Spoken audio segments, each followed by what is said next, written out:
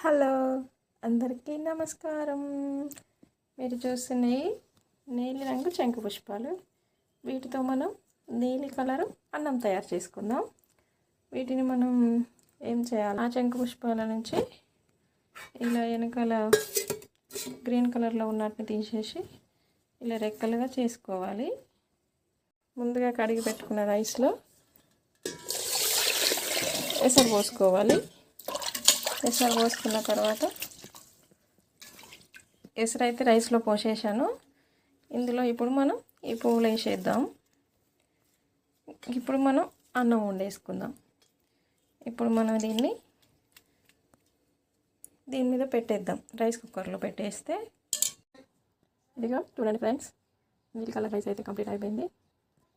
ఉడికిపోయినాయి పువ్వులు. ఇందులో పువ్వులు ఉడికిపోయి ఈ కలర్ అంతా ఇందులో అబ్జర్వ్ అయిపోతుంది. నీలి కలర్ రైస్